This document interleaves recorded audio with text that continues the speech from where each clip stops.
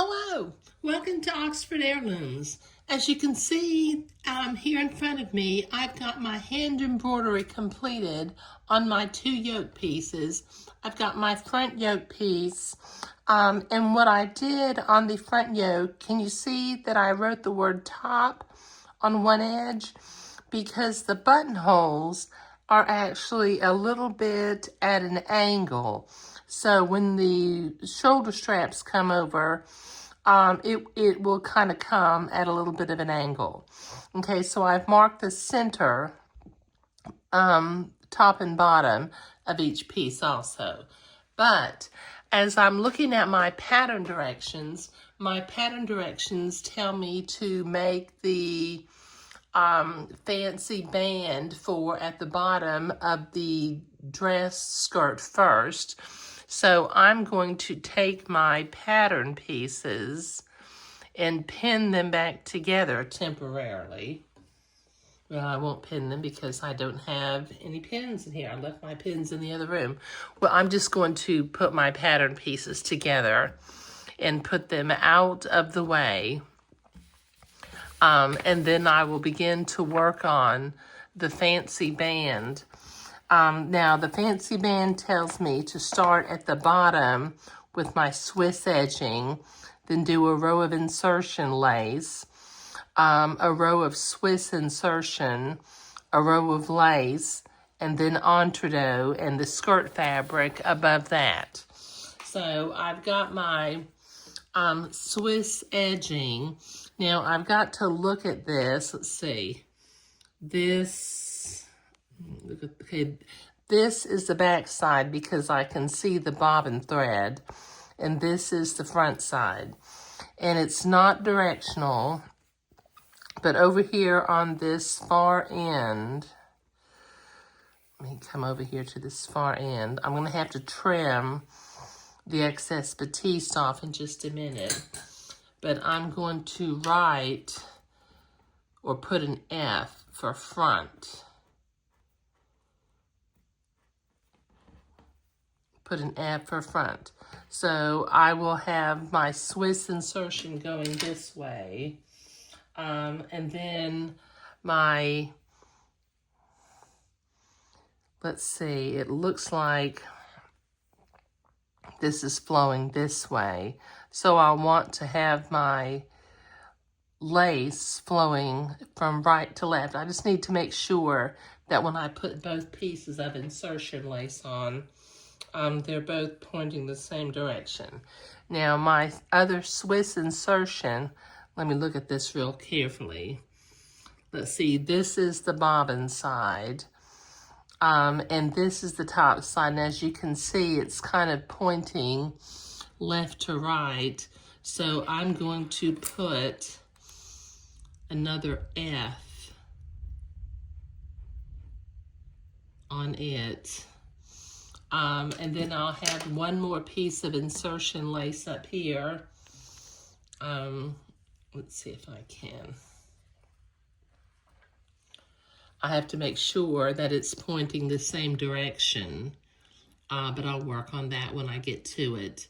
So, and then the last thing that I'll put on here is I'll put a little piece of entredot.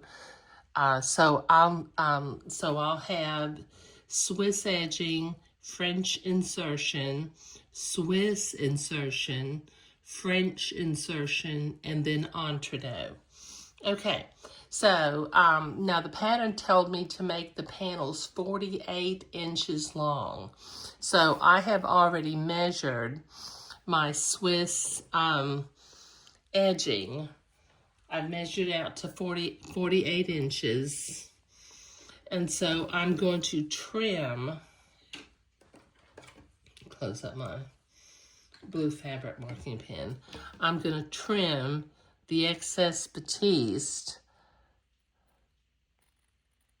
off of this so that I can zigzag my Swiss edging to my French insertion lace. So this will take me a minute to get all of this batiste cut off, so I'll be right back. Okay, I've got all of that excess batiste trimmed away from my Swiss edging. I've also, with my blue fabric marking pen, I've written an F on the far left end of the edging also, because because I like to sew with my entredot to the left side. I need to start sewing from this top end. Now, as I'm looking at my lace has a bobbin side. I'm not sure you can see that thick line, and it has a front side. It's also directional, so I'm going to have to be real careful with this. So on the end that I'm going to start with, I went ahead and put an F for front over here on my far left-hand end. So let me move my camera over here to the sewing machine. I've got my machine set for a zigzag in the appropriate stitch length and stitch width for sewing entredot. I'm going to drop my needle in to make sure I'm going in an entredot hole and not stabbing the entredot ladder. Let me see if I can get this to focus on the lace and not my fingers. Okay, so I'm going to very slowly, find my presser foot, I'm going to begin to zigzag the Swiss edging to my French insertion.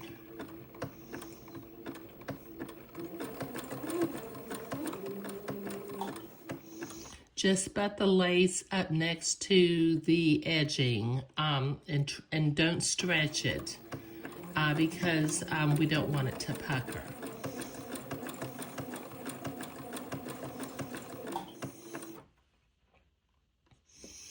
Okay, so I've got 4 feet of lace to zigzag onto the Swiss edging. So this is going to take me a couple of minutes. So I'll be right back. Okay, I've got my insertion lace zigzagged onto my Swiss edging. Now I need to attach the piece of Swiss insertion next. So it's got entredot on both sides, which is going to be good because I'm going to be putting another row of insertion lace above this. So I need to trim the bottom, the excess batiste along the bottom, and I've got about 4 feet to trim, so this is going to take me a few minutes. As you can see, I've got that letter F right there, so I know that's the bottom, because I checked to make sure a little bit ago which was my bobbin side. So this is going to take me a few minutes to cut this excess batiste off, so I'll be right back. Okay, I've got that excess batiste trimmed away from the bottom of my Swiss insertion, so I'm going to come over here to the sewing machine again. Let me see if I can zoom in a little bit. And I'm going to snug or bump the insertion lace up to the Swiss insertion, and I'm going to make sure that my needle's going in an entredot hole and not stabbing the entredot ladder. And I'm going to begin to zigzag this Swiss insertion to the French insertion.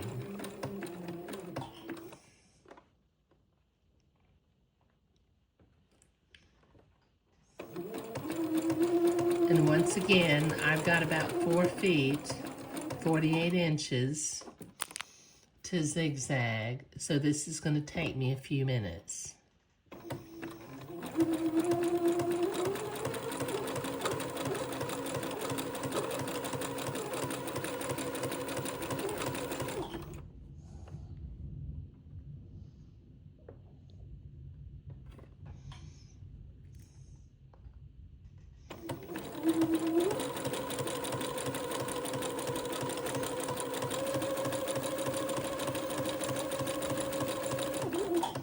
Okay, I'll be right back when I get finished. Okay, I've got my Swiss insertion zigzagged to the other two pieces of the fancy panel. So I need to zigzag another piece of insertion lace above the Swiss insertion.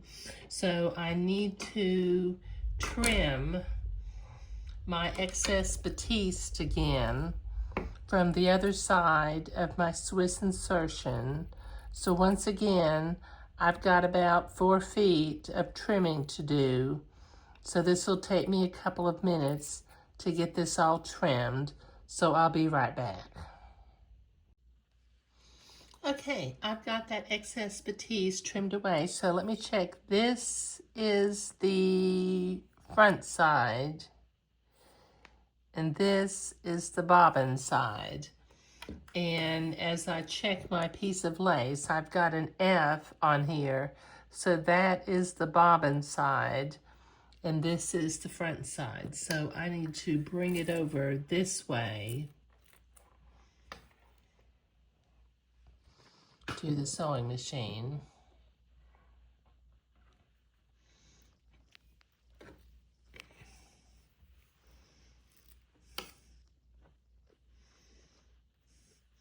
And I'll butt my lace up next to my Swiss insertion. And I'll drop my needle, make sure I'm going in an entre-deux hole and not stabbing the entre-deux ladder. And I will begin to zigzag.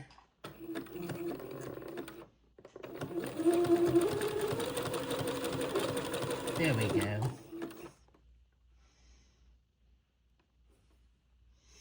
And once again, just hold the lace next to the Swiss insertion without stretching it. That way it won't pucker.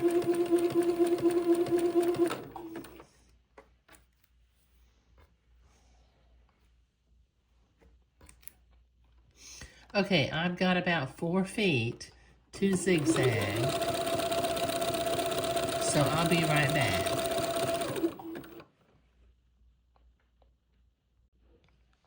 Okay, I've got that second piece of insertion lace sewn onto the fancy band. Now the last thing I need to do is I need to attach a piece of entre-deux to the top of my fancy band so that in the next video I can attach the fancy band to the skirt of the dress. But once again, I need to trim one side of the entre-deux ladder. I need to trim the excess batiste away from one side. So let me trim. I got about 4 feet to trim, so I'll be right back.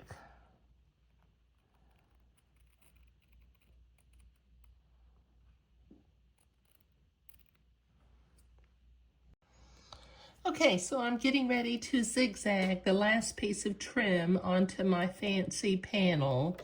So let me butt my lace up next to my entre-deux, drop my presser foot, make sure I'm going in an entre-deux hole and not stabbing the entre-deux ladder.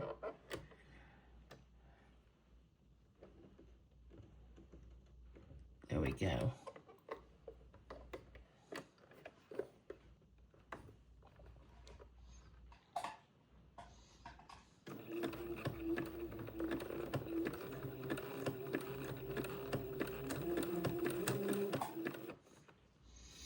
Okay, now once again, I've got 4 feet to zigzag.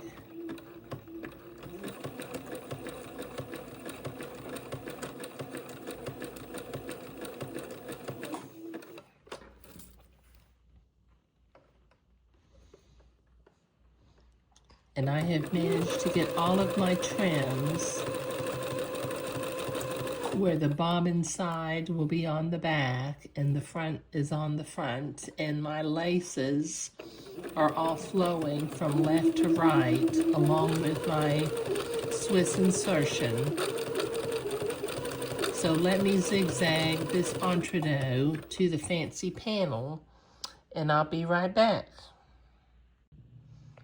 Okay, Now that completes our fancy band that's going to go on the bottom of the skirt of the little sundress. Okay, now in the next video, we will pin this fancy band to the bottom of the pink batiste, which is going to be the skirt of the sundress, and we will attach that using the technique of attaching entredot to flat fabric. But in this video, we were creating the fancy panel. And I like the way I made sure that my bobbin side is all on the same side. My laces are flowing from left to right, including my Swiss insertion. But thank you.